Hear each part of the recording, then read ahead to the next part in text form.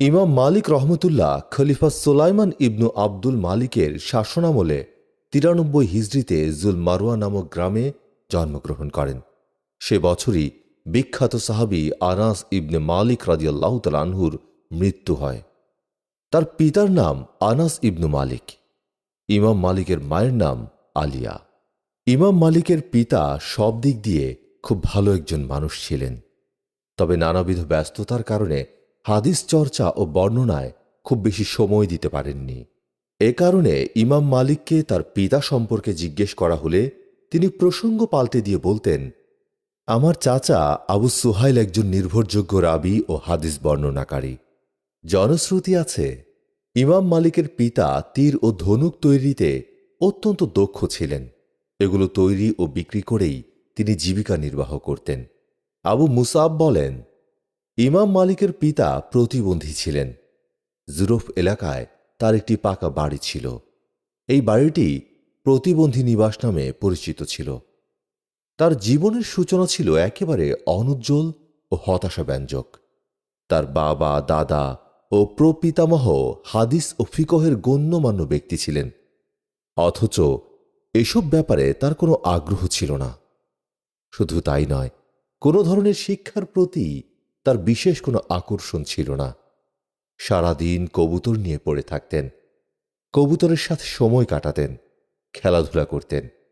এভাবেই কেটে যেত তার দিন, রাত ও সকাল সন্ধ্যা। এরই মধ্যে একদিন ইমাম মালিকের বাবা তাকে ও তার ভাইকে ডেকে পাঠান। এরপর তাদের মেধা যাচাইয়ের জন্য একটি প্রশ্ন করেন। ইমাম মালিক সে প্রশ্নের ভুল উত্তর দেন। তখন তার বাবা তাকে বলেন, সারাদিন কবুতর নিয়ে পড়ে থাকার কারণে তোমার মধ্যে দায়িত্ববোধ ও জ্ঞান চর্চার প্রতি অনীহা তৈরি হচ্ছে। এভাবে চলতে থাকলে সারা জীবন গণ্ডমূর্খ হয়েই বসে থাকতে হবে তোমাকে। ইমাম মালিক বলেন, বাবার এই তিরস্কার আমার আত্মমর্যাদা বোধ জাগিয়ে তোলে। এর কিছুদিন আগেই আমি সব কিছু ছেড়ে ইবনে হরমুশের দারসে চলে যাই। তার কাছে একাধারে ৭ বছর ছিলাম। এই ৭ বছরে আমি কারো সঙ্গে দেখা সাক্ষাৎ করিনি, এমনকি কারো কথা আমার মনেও পড়েনি। আমি চাইতাম ইবনে হুরমুজ যেন তার সবটুকু সময় আমার পেছনে ব্যয় করেন।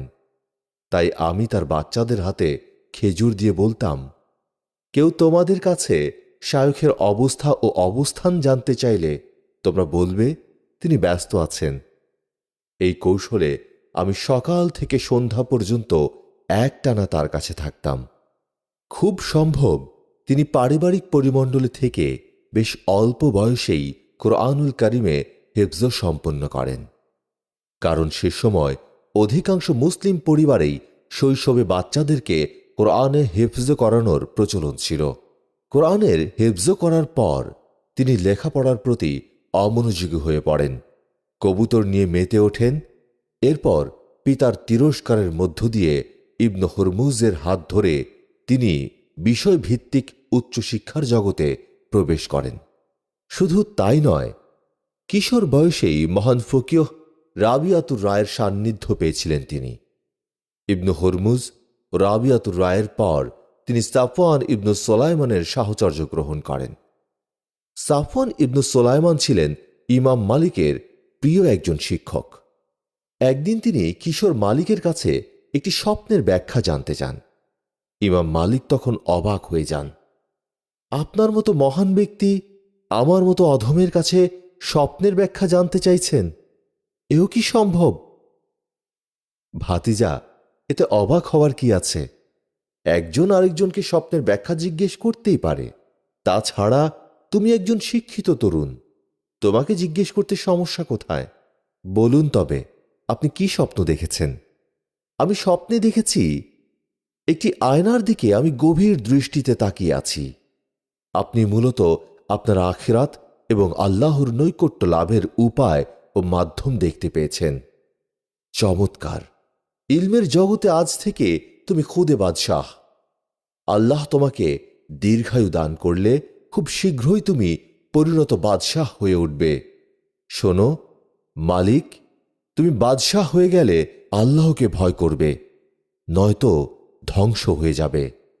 ইমাম মালিক বলেন, সেদিনের আগ পর্যন্ত তিনি আমাকে মোয়াইলিক বা খুদে বাদশাহ বলে ডাকতেন। সেদিন স্বপ্নের ব্যাখ্যা জানতে চাওয়ার পর থেকে আমাকে আবু আবদুল্লাহ বলে সম্বোধন শুরু করেন। তার আগে কেউ আমাকে এই নামে ডাকেনি। সাফওয়ান ইবনু সোলাইমানের পর হাদিস শাস্ত্রে বিশেষ ব্যুৎপত্তি অর্জনের জন্য তিনি ইবনু ওমর রাদিয়াল্লাহু তাআলা আনহুর আজাদকৃত গোলাম নাফির সান্নিধ্য গ্রহণ করেন। এ প্রসঙ্গে তিনি বলেন, আমি দুপুরবেলা নাফির বাসার ওখানে যেতাম। গাছের ছায়ায় দাঁড়িয়ে তার বের হওয়ার অপেক্ষায় থাকতাম। তিনি বের হলে কাছে গিয়ে সালাম দিতাম। এরপর বিভিন্ন বিষয়ে ইবনু ওমরের হাদিস ও ফাতোয়া জানতে চাইতাম। তিনি আমাকে সন্তোষজনক উত্তর দিতেন। ইবনু ওমরের স্নেহধন্য ছাত্র ও বিজ্ঞ আলেম ছিলেন তিনি। আনাস ইবনু ইয়াজ বলেন, একদিন আমি রাবিয়াতুর রায়ের মজলিসে বসেছিলাম। মালিকও আমাদের সাথে ছিলেন। আমরা তখন মালিককে নাজরের ভাই হিসেবে চিনতাম, কিন্তু পরবর্তীতে মালিকের জ্ঞান স্পৃহা ও নিরবচ্ছিন্ন সাধনার ফলে অবস্থা পাল্টে যায়। জ্ঞানে গুণে তিনি তার ভাইকে ছাড়িয়ে যান এবং মহান ইমাম হিসেবে আবির্ভূত হন। তখন থেকেই আমরা নাজরকে মালিকের ভাই হিসেবে চিনতে শুরু করি। মোহাম্মদ ইবনু ফুলাইহ বলেন, আমি এবং মালিক একসময় রাবিয়াতুর রায়ের দ্বারসে বসতাম, কিন্তু কিছুদিনের মধ্যেই মালিক একজন বিজ্ঞ আলেমে পরিণত হন। তখন মানুষজন রাবিয়াতুর রায়ের মজলিস ছেড়ে তার মজলিসে বসতে শুরু করে। আমার পিতাও আমাকে রাবিয়ার মজলিস বাদ দিয়ে মালিকের মজলিসে বসতে বলেন। ফলে আমিও তাদের সাথে মালিকের মজলিসে অংশ নেই। ইবনু আবি ওয়াইস থেকে জানা যায়, মালিক বলেন, একদিন রাবিয়া আমাকে জিজ্ঞেস করেন, বলো তো মালিক, ইতর শ্রেণী কারা? আমি বলি, যারা দিন বেঁচে খায়। তিনি আবার জিজ্ঞেস করেন, নিকৃষ্টতম ইতর কারা? আমি বলি, যারা দিনের নামে অন্যের সম্পদ হাতিয়ে নেয়। তিনি বললেন, চমৎকার। এরপর তিনি আমাকে বুকে জড়িয়ে ধরেন। ইমাম মালিকের মেধা, জ্ঞান, ইজতিহাদ ও বিচক্ষণতা সর্বমহলে সুপ্রসিদ্ধ। তিনি সূক্ষ্মবোধ ও ইজতিহাদের আলোকে হাদিস ও ফিকহ শাস্ত্রের মূলনীতি রচনা করেছেন। এ দুটি ক্ষেত্রে বিরাট অবদান রেখেছেন।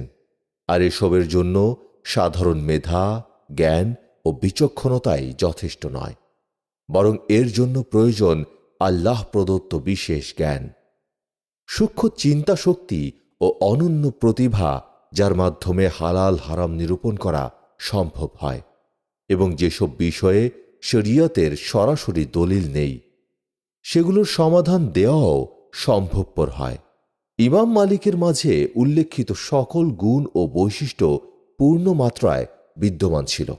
বিশিষ্ট ফকি ও হাদিসবেত্তা রাবিয়াতুর রায় বলেন, ইমাম মালিক একজন বিচক্ষণ ও প্রতিভাবান আলেম। তার ব্যাপারে সকলেই একমত যে তিনি সমকালীন আলেমদের মধ্যে সবচেয়ে বিচক্ষণ ও প্রতিভাবান। আলিম তাকেই বলা হয় যে তার ইলম আল্লাহর আনুগত্য, ইবাদত ও তাকওয়ায় ব্যবহার করে। ফুল যেমন সুবাস ছড়ায়, ইলমও তেমনি চারদিকে সুবাস ছড়িয়ে দেয়। তবে ইলমের সৌরভ প্রকাশ পায় আল্লাহর ইবাদত ও আনুগত্যের মাঝে। আমল, ইবাদত ও আল্লাহর আনুগত্য ব্যতিরেকে ইলমের কোনো সার্থকতা নেই। আমরা আমাদের সালাফ ও ইমামগণের জীবনচরিত অধ্যয়ন করলে দেখতে পাব, তারা অত্যন্ত আমলদার, ইবাদতগুজার ও তাকওয়াবান ছিলেন। ইলমের ক্ষেত্রে তারা যেমন অতুজ্জ্বল বাতিঘর, আমলের ক্ষেত্রেও তেমনি এক নজিরবিহীন মাইল ফলক। ইমাম মালিক ছিলেন সেই মহান সালাফদেরই একজন।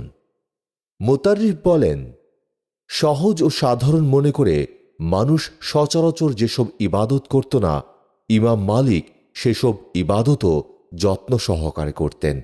তিনি বলতেন, ক্ষুদ্র ক্ষুদ্র ইবাদত উপেক্ষা করে কেউ কখনো সত্যিকার আলেম হতে পারে না। তিনি সন্দেহপূর্ণ ছোট ছোট বিষয়ও এড়িয়ে চলতেন, অথচ তিনি নিশ্চিত করেই জানতেন যে এগুলো হারাম নয়। ইবনু মাহদি বলেন, ইমাম মালিকের চেয়ে বড় আল্লাহভীরু লোক দ্বিতীয়টি দেখিনি। আবু মুসআব বলেন, ইমাম মালিক নফল ও সুন্নাত সালাতে রুকু সিজদা দীর্ঘ করতেন। কিয়ামে এতটাই স্থির হয়ে দাঁড়াতেন যে দেখে মনে হতো শুকনো গাছ অসাড় হয়ে দাঁড়িয়ে আছে। অত্যধিক সালাত আদায়ের কারণে অনেক সময় তাকে বেশ ক্লান্ত মনে হতো। তখন সালাত একটু সংক্ষিপ্ত করার অনুরোধ করা হলে তিনি বলতেন, আল্লাহর উদ্দেশ্যে কোনো আমল করলে যত্ন সহকারে ও নিখুঁতভাবে করতে হয়। আব্দুল্লাহ ইবনুল মুবারক বলেন, ইমাম মালিক প্রকৃত অর্থেই আল্লাহ ভীরু ছিলেন। তিনি লোকচক্ষুর আড়ালে নিজেকে আল্লাহর কাছে সঁপে দিতেন, পূর্ণ নিষ্ঠার সাথে তাঁর ইবাদত করতেন।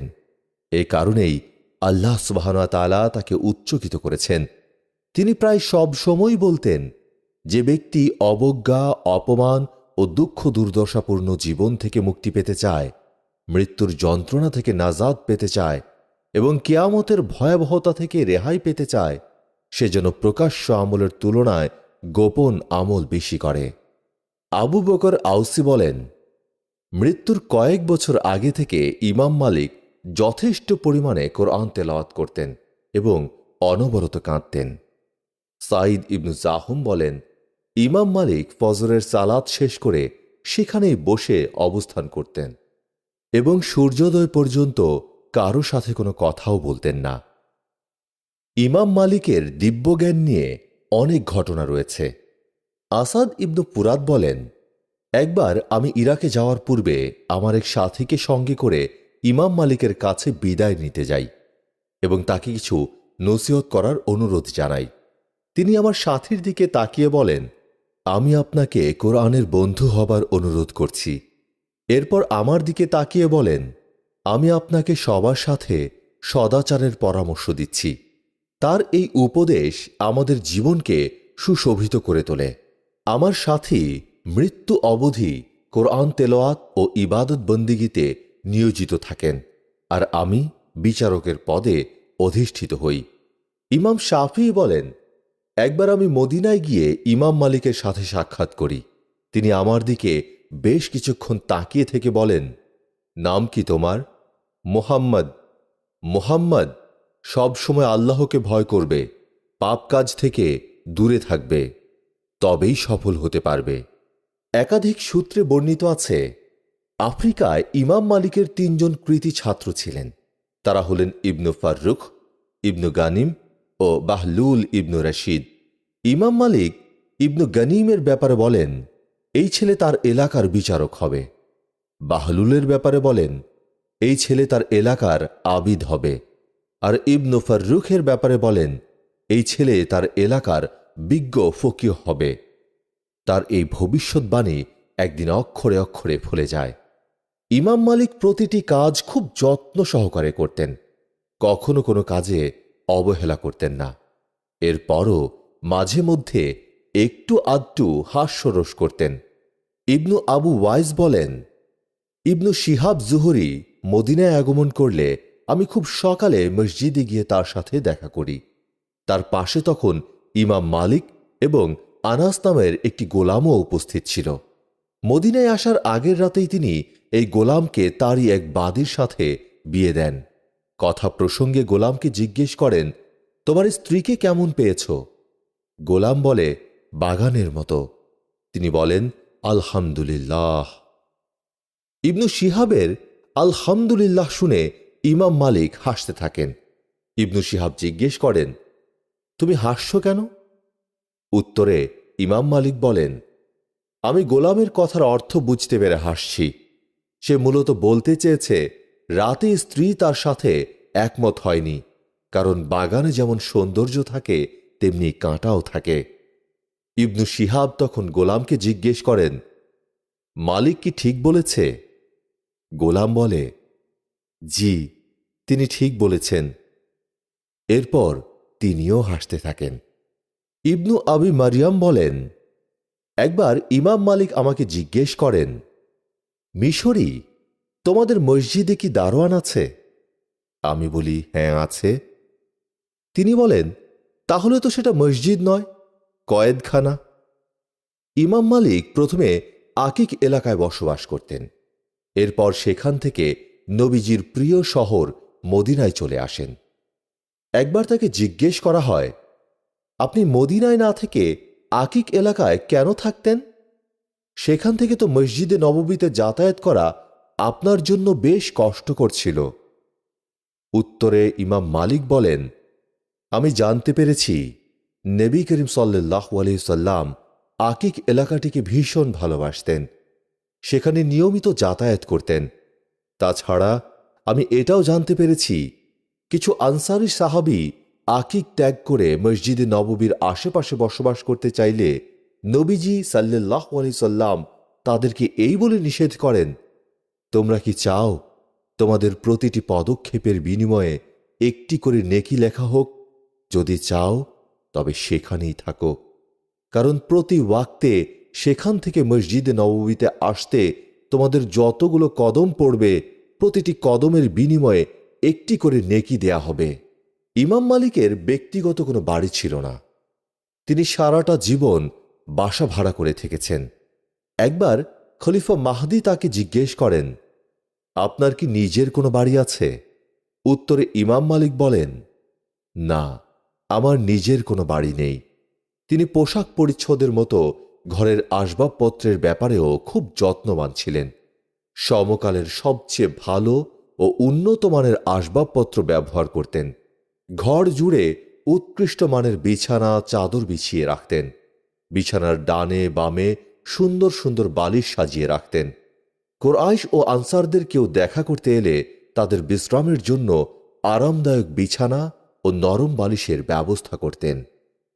ইমাম মালিক পরিবার, সন্তান, বোন ও দাসদাসী নিয়ে একই বাড়িতে থাকতেন।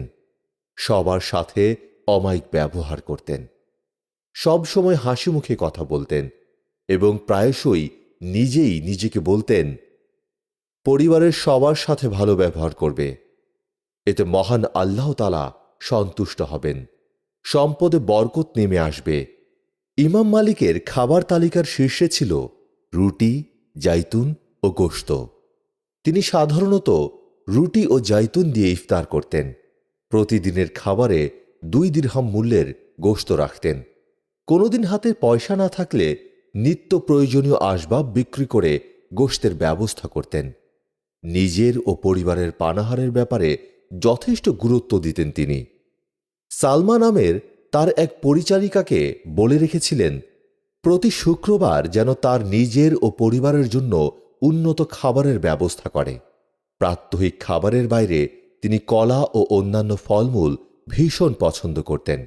কলার ব্যাপারে বলতেন, জান্নাতি ফলমূলের সাথে কলার মিল রয়েছে সবচেয়ে বেশি, কারণ জান্নাতে যখন তখন যে কোনো ধরনের ফলমূল পাওয়া যায়। দুনিয়ায় কলার অবস্থাও ঠিক তেমনই, 12 মাসই পাওয়া যায়। তার পানীয়র ব্যাপারে ইবনু আবি হাজিম বলেন, একবার আমি ইমাম মালিককে জিজ্ঞেস করি, আপনার সারা বছরের খাবার তালিকায় কি কি পানীয় রয়েছে? উত্তরে তিনি বলেন, গ্রীষ্মকালে চিনির শরবত আর শীতকালে মধু। হাদিস সংগ্রহ, সংরক্ষণ ও সংকলনে যারা অগ্রণী ভূমিকা পালন করেন, ইমাম মালিক তাদের তৃতীয় স্তরে। এই স্তরে ইমাম মালিকের সঙ্গে আরও অনেক বিজ্ঞ আলেম রয়েছেন। শাইখুল ইসলাম জাকারিয়া আনসারী শারহুল আলফিয়া গ্রন্থে বলেন, সার্বিক বিবেচনায় সর্বপ্রথম হাদিস সংকলন করেন মক্কায় ইবনু জুরাইজ, মদিনায় মালিক ইবনু আনাস ও ইবনু আবিজিব, সিরিয়ায় আউজাই, কুফায় সাউরি, বসরায় সাইদ ইবনু আবি আরুবাহ, রাবি ইবনু সুবাইহ ও হাম্মাদ ইবনু সালামা, ইয়ামানে মামার ইবনু রশিদ ও খালিদ ইবনু জামিল, খোরাসানে আবদুল্লাহ ইবনু মোবারক প্রমুখ। এরা সকলেই ছিলেন সমসাময়িক। তাদের মধ্যে কে সর্বাগ্রে তা জানা যায় না। মুহাদ্দিসগণের এই তালিকায় অনেকে হুসাইম ইবনু বশির আল ওয়াসিতিকেও যুক্ত করেছেন। আবু তালিব আল মাক্কি কুতুল কুলুব গ্রন্থে বলেন, হাদিস বিষয়ক সর্বপ্রথম গ্রন্থ হল ইবনু জুরাইজের গ্রন্থ। জ্ঞান, প্রজ্ঞা, মর্যাদা ও সুনাম সুখ্যাতিতে ইমাম মালিক ছিলেন সমসাময়িক আলেমদের মধ্যে অপ্রতিদ্বন্দ্বী ও অদ্বিতীয়। তিনি মদিনার প্রায় সমস্ত হাদিস, সুন্নাহ ও ফিকহ অর্জন করে ফেলেন। ফলে ইলমের জন্য মদিনার বাইরের কোনো দেশ বা শহরাঞ্চলে সফর করার প্রয়োজন প্রায় শেষ হয়ে যায়। তাছাড়া মদিনা ছিল ওহী নাজিলের কেন্দ্র, রাসূল পাক সাল্লাল্লাহু আলাইহি সাল্লামের নিবাস এবং সাহাবী ও বড় বড় তাবির জন্মভূমি। এজন্য মদিনার অলিগলি সব সময় বিভিন্ন দেশের আলেম, ফকিহ ও মুহাদ্দিসদের পদচারণায় মুখরিত হয়ে থাকত। ইমাম মালিক এই সুযোগ কাজে লাগাতেন। বিভিন্ন বিষয়ে তাদের সঙ্গে মতবিনিময় করে নিজেকে সমৃদ্ধ করতেন। হজের মৌসুমে মক্কা সফর করতেন। সেখানকার স্থানীয় ও বহিরাগত আলেমদের সঙ্গে সাক্ষাৎ ও মতবিনিময় করতেন। তাদের প্রদত্ত ফতোয়া নিয়ে গবেষণা করতেন। ইমাম মালিক সবসময় বিশ্বস্ত ও গ্রহণযোগ্য রাবীদের থেকে হাদিস শ্রবণ ও গ্রহণের চেষ্টা করতেন। কারো বিশ্বস্ততার ব্যাপারে সামান্য সন্দেহ হলে তার কাছ থেকে আর হাদিস গ্রহণ করতেন না। অবশ্য তার সময়ে খুব কমই এমন হতো, কারণ তার ও রাসূল পাক সাল্লাল্লাহু আলাইহি সাল্লামের মাঝে মাত্র একজন বা দুজন রাবীর ব্যবধান ছিল। ইমাম মালিক যাদের দ্বারা সবচেয়ে বেশি প্রভাবিত হন তাদের একজন হলেন ইবনু শিহাব জুহরি। ইমাম মালিক তদীয় মুয়াত্তা গ্রন্থে বিপুল সংখ্যক হাদিস সংকলন করলে ইবনু শিহাব জুহরি তাকে বলেন, বেশি হাদিস সংকলনের মধ্যে কোনো কৃতিত্ব নেই, সুতরাং সংশয়পূর্ণ হাদিসগুলো বাদ দিয়ে কেবল বিশুদ্ধ হাদিস সংকলন করো। তার এই সদয় পরামর্শের কারণে অনেক হাদিস বাদ পড়ে যায়। ইবনু আবি হাতিম বলেন, একবার আমি ইবনু মাইনকে জিজ্ঞেস করি, ইমাম মালিক কর্তৃক বর্ণিত হাদিসের পরিমাণ এত কম কেন? উত্তরে তিনি বলেন, ইমাম মালিক অত্যাধিক যাচাই বাছাইয়ের পর হাদিস গ্রহণ করতেন এবং কখনো কাউকে হাদিস বর্ণনার ক্ষেত্রেও সর্বোচ্চ সতর্কতা অবলম্বন করতেন। তিনি বলেন, আমার সংগ্রহে কয়েক সিন্দুক ভর্তি হাদিসের পাণ্ডুলিপি ছিল, কিন্তু সেগুলো নষ্ট হয়ে গেছে। আজ সেগুলো সংরক্ষিত থাকলে পরিবার পরিজন ও অর্থ সম্পদের চেয়ে অনেক বেশি খুশি হতাম। ইবনু আবি মনবুর বলেন, আমি মালিককে বলতে শুনেছি তিনি নিজ হাতে 1,00,000 হাদিস লিখেছেন। ইমাম মালিকের মৃত্যুর পর তার সংকলিত পাণ্ডুলিপিগুলো বের করা হলে বিশাল একটি স্তূপে পরিণত হয়। তবে আশ্চর্যের বিষয় এই যে সেই বিশাল স্তূপ বেঁচে দেখা যায় সেখান থেকে মাত্র 2টো হাদিস মুয়াত্তা মালিকে স্থান পেয়েছে। ইমাম মালিকের পুত্র বলেন, আমার পিতাকে দাফন করার পর আমরা তার ঘরে গিয়ে হাদিসের পাণ্ডুলিপিগুলো বের করি। সেখানে শুধু ইবনু শিহাব জুহরির সূত্রে বর্ণিত হাদিসের পরিমাণই ছিল 7 সিন্দুক। এর বাইরেও অনেক হাদিস ও হাদিসের পাণ্ডুলিপি ছিল। মানুষজন তার পাণ্ডুলিপিগুলো পড়ত এবং তার জন্য এই বলে দোয়া করত, হে আবু আবদুল্লাহ, আল্লাহ আপনার ওপর রহম করুন। আমরা বহুকাল আপনার দারুসে অংশগ্রহণ করেছি, কিন্তু আপনি একদিনও আমাদেরকে এসব হাদিস শোনাননি। প্রখর মেধা ও প্রচণ্ড মুখস্থ শক্তি ছাড়া কেউ মুহাদ্দিস হতে পারে না। আর প্রচণ্ড মুখ্য শক্তি বোঝার উপায় হল কঠিন ও জটিল বিষয়ও খুব অল্প সময়ের মধ্যে মুখস্থ করে ফেলতে পারা। ইমাম মালিক ঠিক এই মানের মুখস্থ শক্তির অধিকারী ছিলেন। তিনি নতুন হাদিস শোনা মাত্রই মুখস্থ করে ফেলতেন। কাগজে লিখে রাখাকেই যথেষ্ট মনে করতেন না। এভাবে তিনি অজস্র হাদিস মুখস্থ করেছিলেন। ইবনু কুদামা বলেন, ইমাম মালিক তার যুগে সর্বাধিক মেধা ও মুখস্থ শক্তির অধিকারী ছিলেন। ইমাম মালিক বলেন, একবার ইবনু শিহাব জুহরি আমাকে এক বাসায় 40টিরও বেশি হাদিস শোনান। এরপর বলেন, হাদিসগুলো এখনই আমাকে শোনাও। আমি তাকে সঙ্গে সঙ্গে 40টি হাদিস মুখস্থ শুনিয়ে দেই। বাকিগুলো শোনাতে পারিনি, ভুলে গিয়েছিলাম। ইমাম মালিক আরও বলেন, আমি ইবনু শিহাব জুহরির দারুসে সুতা নিয়ে যেতাম। তিনি যতগুলো হাদিস শোনাতেন আমি সুতায় ততগুলো গিঁট দিতাম। এরপর বাড়ি ফিরে গিঁট গুনে গুনে হাদিসগুলো খাতায় লিখে রাখতাম।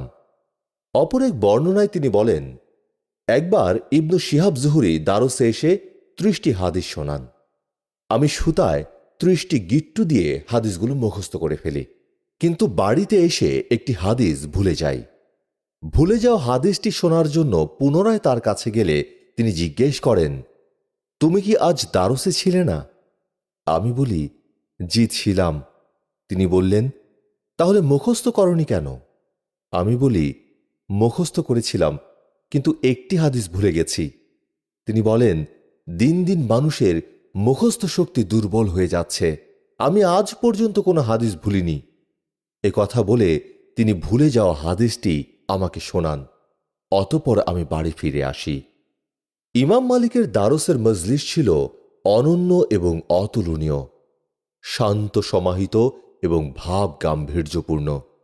তার মজলিসে কিছু আদবকে তা কঠিনভাবে মেনে চলা হতো। যেমন, সেখানে কোনো প্রকার হইচই করা কিংবা অপ্রয়োজনীয় কথা বলার সুযোগ ছিল না। এমনকি সাধারণ কোনো বিষয়ে প্রশ্ন করারও অনুমতি পাওয়া যেত না। কেবল জটিল ও দুর্বোধ্য বিষয়ের ওপরই প্রশ্ন করার অবকাশ ছিল। উপরন্তু কেউ প্রশ্ন করতে চাইলে তাকে যথেষ্ট আদব ও বিনয়ের সাথে নিচু আওয়াজে প্রশ্ন করতে হতো। তার প্রভাব এত বেশি ছিল যে তিনি দারস শেষ করতে চাইলে কারো এ কথা বলার সাহস হতো না, আরও দু একটি হাদিস শোনান। কেউ এমনটি করলে শাস্তিস্বরূপ তাকে মজলিস থেকে বের করে দেয়া হতো। হাদিস ও হাদিসের দারসের প্রতি এই অভূতপূর্ব সম্মান বোধের কারণে বেশ অল্প দিনেই দেশ থেকে দেশান্তরে ইমাম মালিকের সুখ্যাতি ছড়িয়ে পড়ে। তার দারসে উপস্থিত হওয়ার জন্য পৃথিবীর বিভিন্ন প্রান্ত থেকে আলিম ও তালিবুল ইলম মদিনায় ছুটে আসেন। একসময় আগন্তুকদের সংখ্যা এত বেশি বৃদ্ধি পায় যে মজলিসের ক্ষুদ্র পরিসরে তাদেরকে জায়গা দেওয়া অসম্ভব হয়ে পড়ে। উপায় না দেখে লাইনের ব্যবস্থা করতে হয়, কিন্তু দিনকে দিন লাইনের সংখ্যা দীর্ঘ থেকে দীর্ঘতর হতে থাকে। তখন এই মর্মে ঘোষণা দেয়া হয়, সবাই যেন পর্যায়ক্রমে দারসে প্রবেশ করে। কেউ তার সাথে কথা বলতে চাইলে তিনি চুপচাপ শুনতেন, তারপর অতি অল্প কথায় উত্তর দিতেন।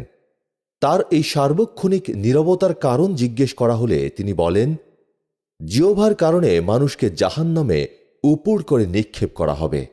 আমি জানতে পেরেছি, জনৈক ব্যক্তি একবার আবু বকর সিদ্দিক রাদিয়াল্লাহু তাআলা আনহুর কাছে গিয়ে দেখেন তিনি জিহ্বা টেনে ধরে বলছেন, এই জিহ্বা বিপদ ডেকে আনে। তিনি সিদ্দিক হয়ে যদি এই কথা বলেন, তবে আমি কোন ছাড়? আমাদের অবস্থা কি হতে পারে? আল্লাহ সুবহানাহু ওয়া তাআলা যদি তার বিশেষ অনুগ্রহে আমাদের রক্ষা না করেন, তবে বাঁচার কোনো উপায় নেই। ইমাম মালিকের একজন অনুলেখক ছিলেন। তিনি ছাত্রদেরকে হাদিস পড়ে শোনাতেন। পড়তে গিয়ে কোথাও ভুল করলে ইমাম সাহেব সংশোধন করে দিতেন। ছাত্ররা মনোযোগ দিয়ে শুনত। কেউ শুনে শুনে মুখস্থ করত, আবার কেউ খাতায় নোট করে নিত। তবে কেউ কোনো প্রশ্ন করতে পারত না। দারস শেষ হলে সবাই যার যার মতো চলে যেত। তার দারসে কোনো ভেদাভেদ ছিল না। ছোট বড়, শাসক শাসিত, ফকিহ ধনী গরিব সবাই একসাথে বসত। তার দারসে কেউ অর্থবিত্ত, পদমর্যাদা কিংবা শিক্ষাগত যোগ্যতার কারণে সবসময় সামনের সারিতে বসবে, আর কেউ এসব না থাকার কারণে পেছনের সারিতে বসবে, এমনটা কল্পনা করাও ছিল অসম্ভব। জাফর ইবনু ইব্রাহিম বলেন, আমার বাবার এক বন্ধুর সুপারিশে আমি ইমাম মালিকের দারসে বসার অনুমতি পাই। কোরাইশ বংশে জন্ম নেয়ার কারণে এমনিতেই নিজেকে সম্ভ্রান্ত মনে করতাম। তার দারসে বসার অনুমতি পাওয়ার পর থেকে নিজের ভেতর কেমন যেন একটা অহংবোধ চলে এসেছিল। তাই দারস চলাকালে আমি ছাত্রদের সরিয়ে তার কাছাকাছি বসতে চাইতাম, কিন্তু তিনি আমাকে সেই সুযোগ দিতেন না। একদিন আমার মনে হলো তিনি বোধহয় আমাকে অবজ্ঞা করেন, এ কারণেই তার কাছে বসতে দেন না। আমি এ ব্যাপারে বাবার কাছে অভিযোগ করলাম।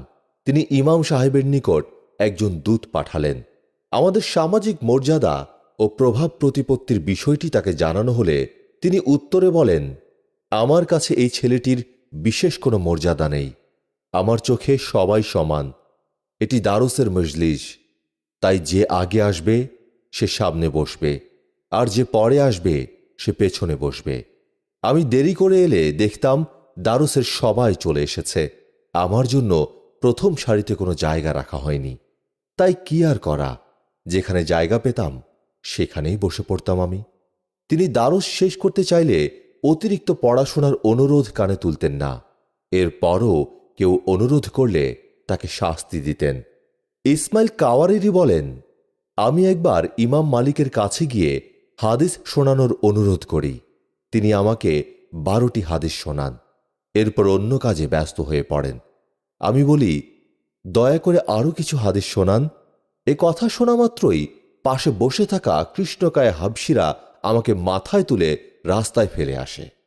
বিশর ইবনু আদম বলেন, আকজাব নামের এক ব্যক্তি ইমাম মালিককে একটি মাসালা জিজ্ঞেস করলে তিনি উত্তর দেন, এরপর আরেকটি প্রশ্ন করলে তিনি সেটারও উত্তর দেন, এরপর আবার প্রশ্ন করলে তিনি চুপ করে থাকেন। উত্তর না পেয়ে প্রশ্নকারী বলে ওঠেন, আপনি উত্তর দিচ্ছেন না কেন? এ কথা শুনে ইমাম মালিক বললেন, তোমরা কেউ ওকে এক্ষুনি জেলে পুরে দাও তো। প্রশ্নকর্তা বললেন, আমি আমিরুল মুমিনিনের কাজী। এ কথা শুনে ইমাম মালিক বললেন, তুমি কাজী, তাতে কি? ইমাম সাহেবের মেজাজ দেখে প্রশ্নকর্তা ভয় পেয়ে যান এবং ক্ষমা চেয়ে বলেন, মাফ করবেন, ভুল হয়েছে, আর কখনো এমন করব না। ইমাম সাহেব বলেন, ঠিক আছে, এবারের মতো ওকে ছেড়ে দাও। এ থেকে বোঝা যায় যে ইমাম মালিক তর্ক বিতর্ক কিংবা কথার পিঠে কথা বলা খুবই অপছন্দ করতেন। প্রশ্ন করার সময় আদব কায়দায় ত্রুটি দেখলে ভীষণ চেতে যেতেন। তিনি নির্ঝঞ্ঝাট দ্বারস দিতে পছন্দ করতেন। প্রশ্নোত্তরের খুব বেশি সুযোগ দিতেন না। কাউকে হাদিসের সনদ জিজ্ঞেস করারও সুযোগ দিতেন না। ইসমাইল ইবনু বিনতি সিথি বলেন, একবার আমি ইমাম মালিককে একটি হাদিসের সনদ জিজ্ঞেস করলে তিনি বলেন, লোকটার পা ধরে টেনে বাইরে নিয়ে ফেলত।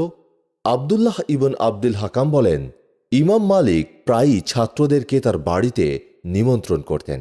একদিন বেশ কয়েকজন ছাত্রর সাথে আমাকেও নিমন্ত্রণ করলেন। আমরা তার বাড়িতে যাওয়ার পর প্রথমে তিনি আমাদেরকে ওয়াশরুম দেখিয়ে দেন, এরপর ড্রয়িং রুমে বসতে বলে ভেতরে চলে যান। কিছুক্ষণ পর খাবার নিয়ে হাজির হন। পানির ব্যবস্থা করা হয় খাওয়ার মাঝখানে। খাবারের শেষে সবাই চলে যাওয়ার পর আমি তাকে এই মেহমানদারির কারণ জিজ্ঞেস করি। তিনি তখন বলেন, তোমাদের প্রতি স্নেহ ভালোবাসা থেকেই এসবের আয়োজন করেছি। প্রথমে ওয়াশরুম দেখিয়ে দিয়েছি, কারণ তোমাদের কারো প্রকৃতির ডাকে সাড়া দেওয়ার প্রয়োজন থাকতে পারে। এরপর তোমাদের সাথে ড্রয়িং রুমে প্রবেশ করিনি, কারণ আমি প্রবেশ করলে হয়তো এক একজনকে নাম ধরে বলতাম, তুমি এখানে বসো, তুমি ওখানে বসো। তখন ভুলবশত কারোর নাম ছুটে গেলে সে আমার ব্যাপারে বিরূপ ধারণা পোষণ করত। ভাবত আমি হয়তো তাকে গুরুত্ব দেইনি কিংবা রাগ করে তার নাম মুখে আনিনি। আর শুরুতে পানি না দেওয়ার কারণ, খাবার আগে হাত ধোয়ার রীতিটা অনারবদের থেকে এসেছে। অবশ্য খাওয়ার পর হাত ধোয়ার বিষয়টা হাদিসে পাওয়া যায়।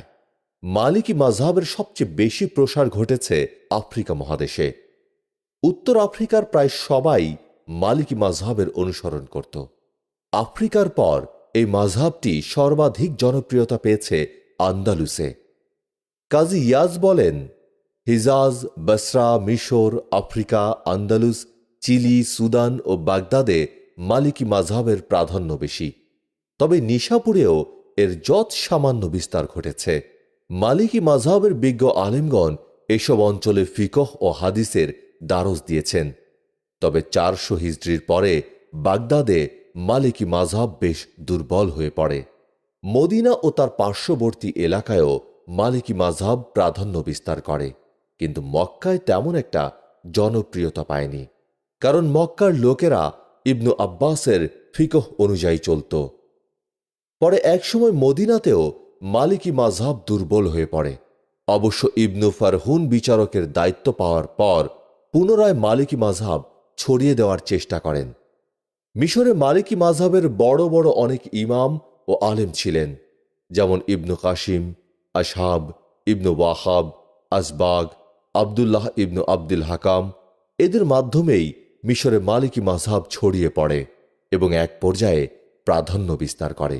তবে হানাফি মাযহাবের বিপুল সংখ্যক অনুসারীও তখন মিশরে ছিল। 200 হিজরিতে ইমাম সাফি মিশরে আগমন করেন। সেখানে একটানা 5 বছর ছিলেন। ফলে 200 হিজরির পরে সেখানে সাফি মাযহাবও ছড়িয়ে পড়ে এবং এক পর্যায়ে সাফি ও মালিকি মাযহাবের অনুসারীরা সংখ্যার দিক দিয়ে প্রায় সমান্তরালে চলে আসে।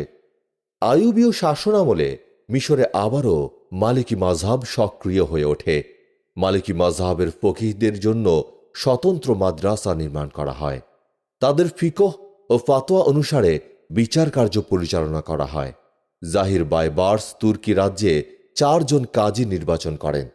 সেখানে মালিকি মাযহাবের কাজীর অবস্থান ছিল শাফি মাযহাবের কাজীর পরে। যাই হোক, এভাবে মিশরে মালিকি ও শাফি মাযহাব সমানভাবে বিস্তৃতি লাভ করতে থাকে।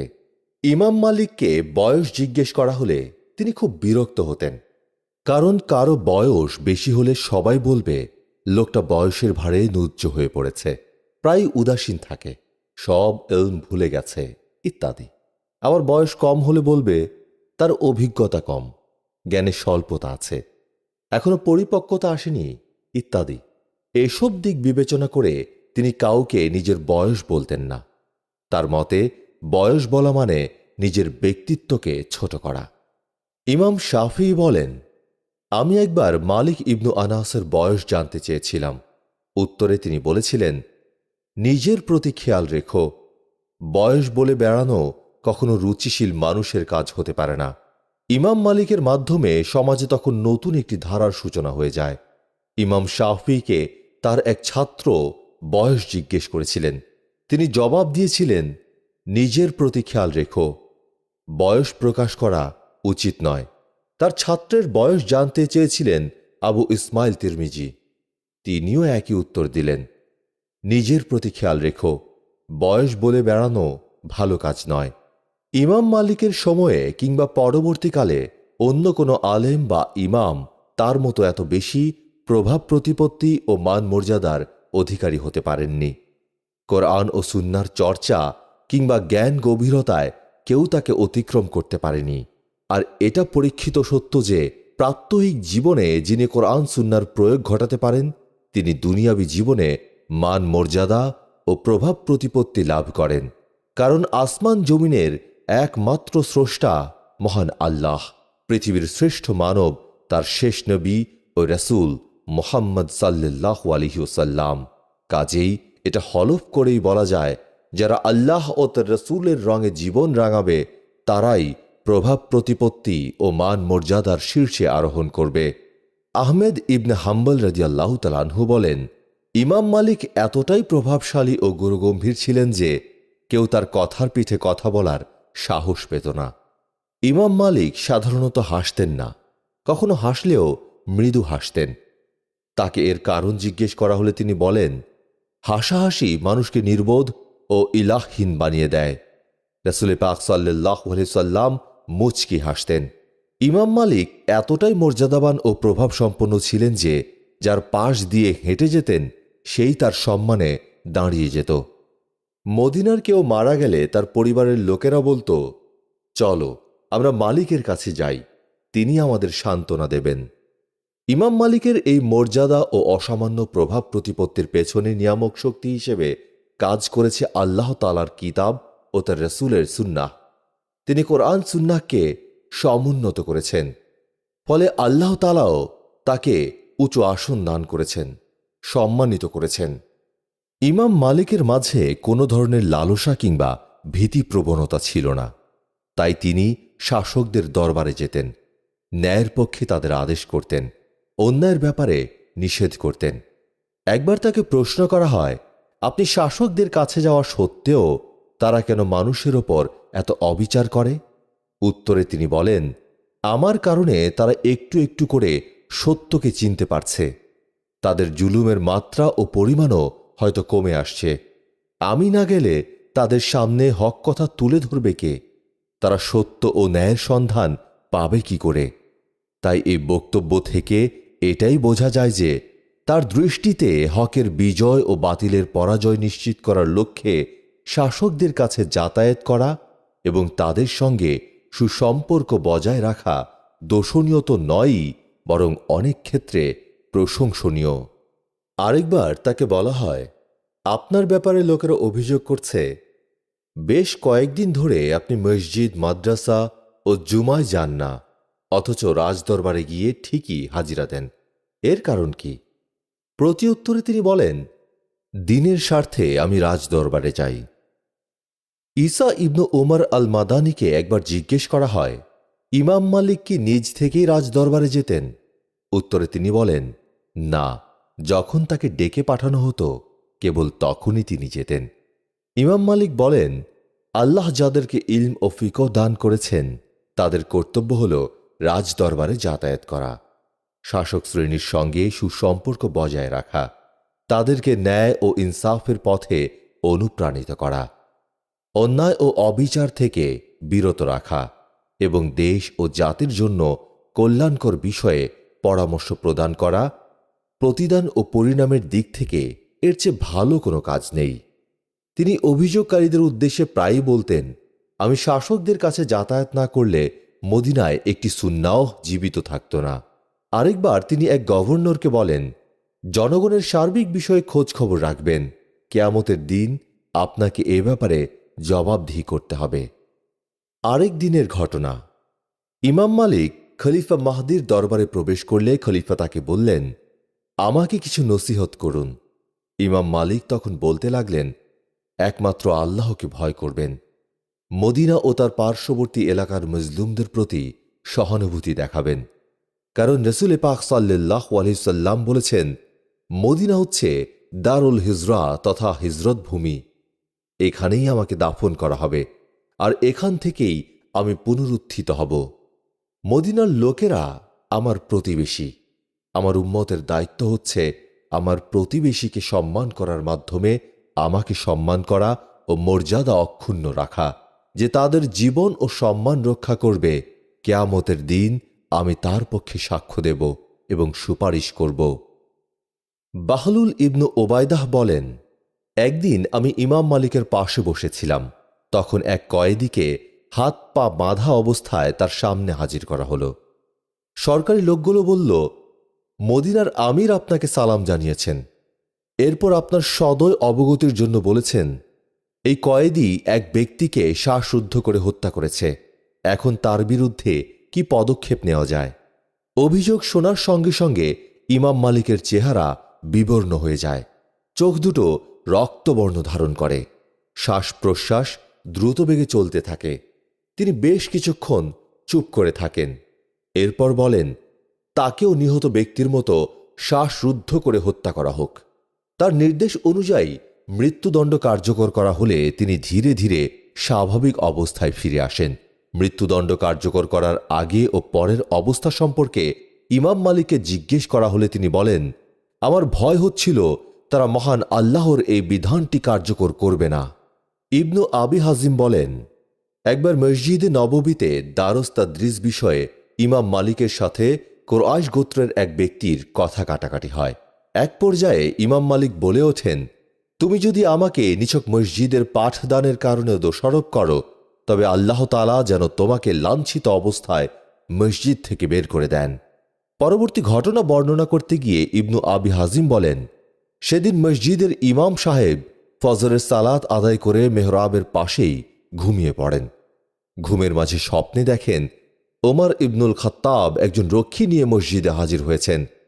কুরাইশ গোত্রের ওই লোকটির দিকে ইঙ্গিত করে রক্ষীকে বলছেন, এই পথভ্রষ্ট গাধাটাকে মসজিদ থেকে বের করে দাও। তার চেয়ে বড় জালিম আর কে হতে পারে যে আল্লাহর ঘরে তার নাম উচ্চারিত হতে বাধা দেয়? এটুকু দেখেই মসজিদের ইমামের ঘুম ভেঙে যায়। সঙ্গে সঙ্গে তিনি লোকটিকে খুঁজতে শুরু করেন। মসজিদের বাইরে হট্টগোল দেখে প্রথমে সেদিকে যান, গিয়ে দেখেন লোকেরা ইতোমধ্যেই তাকে গলায় রশি দিয়ে মসজিদ থেকে বের করে দিয়েছে। আমিরের দরবারে নিয়ে যাওয়ার পর আমির তার সঙ্গে ঘটে যাওয়া ঘটনা সবিস্তারে শোনেন। এরপর বলেন, তুমি ইমাম মালিকের কাছ থেকে ক্ষমা চেয়ে নাও। লোকটি তখন অনুনয় বিনয় করে ইমাম মালিককে বলতে থাকে, আপনি সম্মানিত মুহাদ্দিস, আল্লাহ রসুলের হাদিস বর্ণনাকারী, দয়া করে আমাকে ক্ষমা করে দিন। ইমাম মালিক তাকে ক্ষমা করে দেন।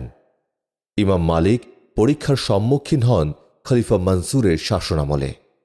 সে সময় মোহাম্মদ ইবনু আবদুল্লাহ ইবনে হাসান নাফসুজ জাকিয়া মদিনায় খলিফার বিরুদ্ধে বিদ্রোহ ঘোষণা করে। এমন নাজুক পরিস্থিতিতে খলিফা মনসুর ইমাম মালিকের মুখে উক্ত হাদিস শুনে রেগে যান। ইমাম তাবারি বলেন, আমরা অনেকের মাধ্যমে জানতে পেরেছি যে ইমাম মালিককে জিজ্ঞেস করা হয়েছিল, মোহাম্মদ ইবনু আবদুল্লাহ ইবনে হাসান নফসুজ জাকারিয়ার সাথে খলিফা মনসুরের বিরুদ্ধে বিদ্রোহ করা কি বৈধ?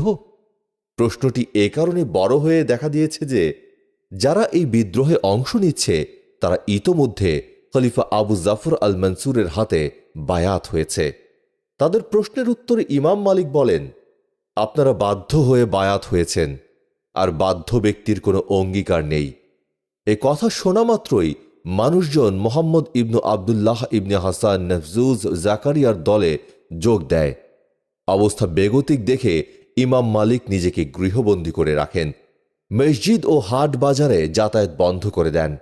আবু দাউদ বলেন, সেই সময়ে জোরপূর্বক তালাকের মাসআলাকে কেন্দ্র করে ইমাম মালিককে প্রহার করা হয়। ইমাম আহমদ ইবনু হাম্বলকে ইমাম মালিকের বিপদে পড়ার কারণ জিজ্ঞেস করা হলে তিনি বলেন, তালাকের একটি মাসআলার কারণে তাকে শারীরিকভাবে আঘাত করা হয়েছে। তিনি জোরপূর্বক তালাক কার্যকর হওয়ার পক্ষে ছিলেন না। ইমাম শাফিঈ বলেন, ইমাম মালিককে কি কারণে মারধর করা হয়েছিল সে সম্পর্কে আমি সবচেয়ে ভালো জানি। মদিনায় জুবাইরিদের একজন গভর্নর ছিল, সম্ভবত তার নাম বাক্কার আজ জুবাইরি। জুবাইরিকে একবার বলা হয়, ইমাম মালিককে ওসমান ও আলী রাদিয়াল্লাহু তাআলা আনহু সম্পর্কে জিজ্ঞেস করা হলে তিনি বলেন, যারা রক্তপাত করেছে আর যারা রক্তপাত করেনি তারা আমার দৃষ্টিতে সমান নয়। এ কথা শুনে গভর্নর তাকে প্রহার করেন, কারণ এ কথা বলে তিনি মূলত ওসমান রাদিয়াল্লাহু তাআলা আনহুকে আলী রাদিয়াল্লাহু তাআলা আনহুয়ের ওপর প্রাধান্য দিচ্ছিলেন। এটা ইসলামী ইতিহাসের অত্যন্ত নাজুক একটি বিষয়। আমরা এখানে এ ব্যাপারে আলোচনা করা সমীচীন মনে করছি না। যাই হোক, ইমাম মালিককে প্রহারের ঘটনা খলিফা হারুনুর রশিদ জানতে পেরে গভর্নরকে তিরস্কার এবং বহিষ্কার করেন। আদ-দিবাজ গ্রন্থে উল্লেখ করা হয়েছে, ওসমানকে আলী রাদিয়াল্লাহু তাআলা আনহুর উপর প্রাধান্য দেওয়াতে আলী বংশীয়রা ভীষণ ক্ষিপ্ত হয় এবং তাকে ধরে এনে নির্মমভাবে শারীরিক নির্যাতন করে। এই ঘটনাটি ঘটে খলিফা আবু জাফরের শাসনামলে। ইমাম মালিক ইলমুল হাদিসের গভীর সমুদ্র, ইলমুল ফিকহের একজন প্রাজ্ঞ ব্যক্তি। তিনি সারা জীবন ইলমে নববী ছড়িয়ে দিয়েছেন, রাসূলের সুন্নাহ বাস্তবায়নকারকটি। সাহাবীদের পদাঙ্ক অনুসরণ করে অগ্রসর হয়েছেন। শাসক, বিচারক ও জনসাধারণের জন্য সংবিধান প্রণয়ন করেছেন। রাসূলের কবরের পাশে বসে জীবন কাটিয়ে দিয়েছেন। তার মতো মহান ব্যক্তিও কুচক্রীদের শকুন চক্ষু থেকে বাঁচতে পারেনি। শত্রুরা তার বিরুদ্ধে ষড়যন্ত্রে মেতে উঠেছে। তাদের দ্বারা প্ররোচিত হয়ে জালিম শাসক তাকে প্রহার করার দুঃসাহস দেখিয়েছে। বিবস্ত্র করে শহরময় ঘোরানোর স্পর্ধা দেখিয়েছে। তারা যদি এক মুহূর্তের জন্য হিংসা, বিদ্বেষ, পরস্ত্রীকাতরতা ও ক্ষমতার লোভ থেকে বেরিয়ে আসতে পারত, তবে কশ্চিন কালেও তারা এমনটা করতে পারত না। যে মহান ব্যক্তি রাষ্ট্রীয় সংবিধান প্রণয়ন করেন, তার বিরুদ্ধে ষড়যন্ত্রের ছক সাজাতে পারত না। তাকে অপমান, অপদস্থ কিংবা নির্মমভাবে প্রহার করতে পারত না। কিন্তু তারা একটি মুহূর্তের জন্য পরস্ত্রীকাতরতা ও ক্ষমতা লিপ্সা থেকে বেরিয়ে আসতে পারেনি। তাই ইতিহাসের জঘন্যতম কাজটি করতে তাদের বিবেকে বাঁধেনি। তারা ক্ষমতালোভী গভর্নর জাফর ইবনু সুলাইমানের কাছে ইমাম মালিকের বিরুদ্ধে নালিশ করে বসে, ইমাম মালিক আপনাদের খিলাফত মানতে চান না। এ কথা শোনা মাত্রই খলিফা ক্ষোভে ফেটে পড়েন। মদিনার বিচারক মোহাম্মদ ইবনু আব্দুল আজিজ ইবনে ওমারের সাথে পরামর্শ করেন। বিচারক ইমাম মালিককে শাস্তি দিতে বলেন। তার পরামর্শের ভিত্তিতে ইমাম মালিককে ডেকে পাঠানো হয়। তিনি উপস্থিত হলে তার পোশাক খুলে ফেলা হয়। তারপর ছড়ি দিয়ে বেদম প্রহার করা হয়। হাত শটান করে বেঁধে অনবরত আঘাত করার ফলে কাঁধ থেকে হাতের গিঁট আলগা হয়ে যায়। এই ন্যাক্কারজনক ঘটনাটি 146 হিজরিতে ঘটেছে। তবে আল ইন্তিকা গ্রন্থে বলা হয়েছে এই ঘটনাটি ঘটে 140 হিজরি সনে। এই ঘটনার পরে ইমাম মালিক আর কোনো পরীক্ষার সম্মুখীন হননি। তবে বেধড়ক প্রহারের ফলে তার হাতের গ্রন্থি এতটাই দুর্বল হয়ে পড়ে যে সব সময় এক হাত দিয়ে আরেক হাত ধরে রাখতে হতো। আল ওয়াফিয়াত ও তারতিবুল মাদারিক গ্রন্থে রয়েছে, কানাবি বলেন, ইমাম মালিকের অন্তিম মুহূর্তে আমি তার কাছে গিয়ে দেখি তিনি অনবরত কাঁদছেন। আমি জিজ্ঞেস করলাম, আবু আবদুল্লাহ, আপনি কাঁদছেন কেন? তিনি উত্তর দিলেন, ইবনু কানাব, কেন কাঁদব না বলো? কান্নাই তো এখন আমার ভাগ্যলিপি। নিজের মতামতের আলোকে যেসব ফাতোয়া দিয়েছি সেগুলোর জন্য যদি আমাকে একটি করে চাবুক মারা হতো এবং দুনিয়াতেই যদি এসবের শাস্তি চূড়ান্ত হয়ে যেত, আমি যদি নিজের মতামতের আলোকে ফাতোয়া না দিতাম। ইমাম মালিক টানা ২২ দিন অসুস্থ থাকার পর মৃত্যুবরণ করেন। তবে তার মৃত্যুর কারণ সম্পর্কে বিস্তারিত কিছু জানা যায়নি। বকর ইবনু সোলাইম আস-সাররাফ বলেন, ইমাম মালিকের মৃত্যুর পূর্ব মুহূর্তে আমি তাকে জিজ্ঞেস করি, আবু আবদুল্লাহ, কেমন লাগছে আপনার এখন? তিনি বলেন, উত্তর দেওয়ার মতো কিছু খুঁজে পাচ্ছি না। তোমরা আগামীকাল আল্লাহর ক্ষমা দেখতে পাবে, তিনি তখন কোনো হিসাব নেবেন না। এসব বলেই তিনি মৃত্যুর কোলে ঢলে পড়লেন। ইন্না লিল্লাহি ওয়া ইন্না ইলাইহি রাজিউন। এরপর আমি তার চোখ বন্ধ করে দিই। সেদিন ছিল ১৭৯ হিজরির ১০ রবিউল আউয়াল, রবিবার। তার মৃত্যুর ব্যাপারে এটাই প্রসিদ্ধ মত। তাকে সমাহিত করা হয় মদিনার বাকি নামক কবরস্থানে। মহান আল্লাহ তাআলা আমাদেরকে হজরত ইমাম মালিক রহমতুল্লাহ আলাইহির রুহানি ফয়েজ লাভে ধন্য হওয়ার এবং তার জীবনাদর্শ থেকে শিক্ষা নেওয়ার তৌফিক দান করুন। আমিন।